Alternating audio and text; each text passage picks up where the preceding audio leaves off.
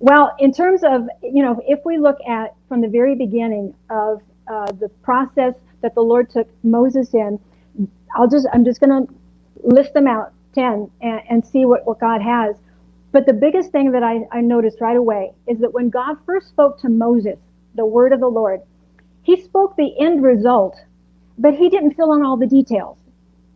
As we keep going back to this, original word about even the election, God didn't fill in all these gaps. He didn't give us a timetable. He didn't tell us that all these things were going to happen. And so, you can find this in Exodus 3, 19 to 21.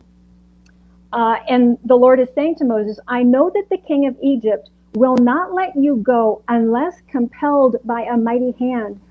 Now, I'll stop here and say, the Lord has given, in throughout this story, we're going to see God gives clues, if you pay attention. He gives clues to what he is going to do. He just doesn't tell you how or when. So he's already telling Moses, they're not going to let you go unless compelled by a mighty hand. So I will stretch out my hand and strike Egypt with all the wonders that I will do in it. And after that, he'll let you go. And I will give this people favor in the sight of the Egyptians. And when you go, you shall not go empty. So this was the original word to Moses. Notice what it said and what it didn't say. Didn't say a lot. No. It said, okay, he's going to be stubborn. He's not going to let you go. And then he says, I'm going to strike Egypt with all the wonders. He didn't say anything about plagues. He didn't tell Moses, by the way, this is going to take 10 plagues before this actually happens. That's right. He actually calls them wonders. And that struck me. I felt like the Lord was saying, to us, these things that are happening are highly inconvenient. They're uncomfortable. Yeah. God, however, from his standpoint, because he sees the end from the beginning and what he's doing, they're actually wondrous to him because they are producing a faith. They are producing something in the spirit. And so that's what he tells Moses. I'm going to perform all these wonders, and then he'll let you go, and you won't go away empty. And so, I was revisiting this word about President Trump and the election.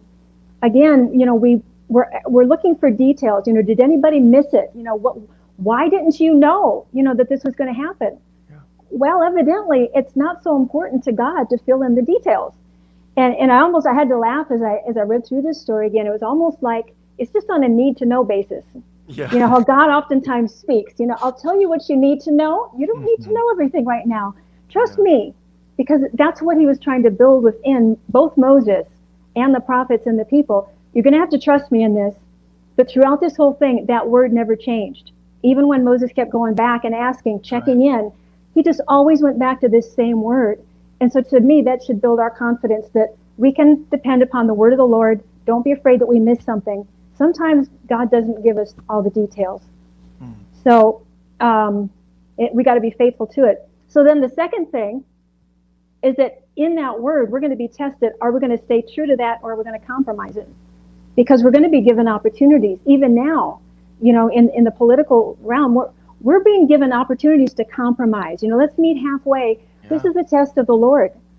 Do you know my word, and are you going to stick with it? And I hadn't noticed this before in Exodus 5. This was before any of the plagues even started. Just to give a window of how frustrating it can be for the prophets or leaders. Moses turned to the Lord and he said, "Oh Lord, why have you done evil to this people?" He's already complaining, okay, before we've even started. He said, "Why did you ever send me?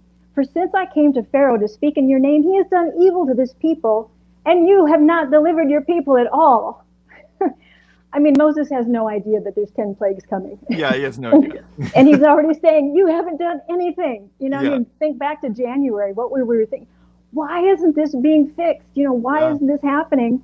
Yeah. But Moses himself was being tested. Leaders are being tested. Do we really trust the Lord or not?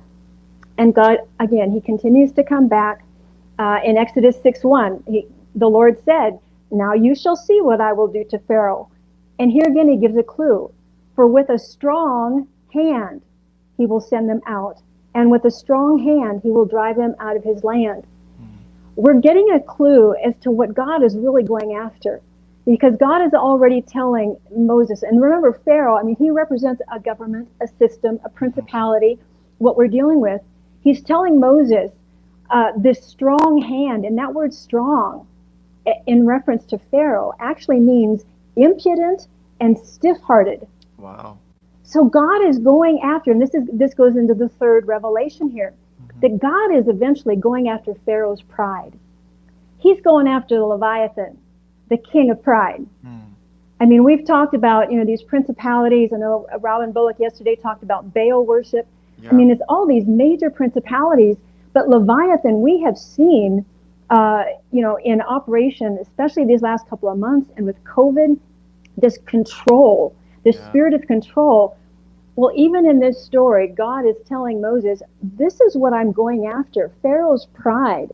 I'm going to press on him to such a degree that he himself is going to just get sick of it and send you out. In a moment of weakness of his own flesh, he's going to be compelled to let you go. Yeah. And indeed, this is some of what we're seeing.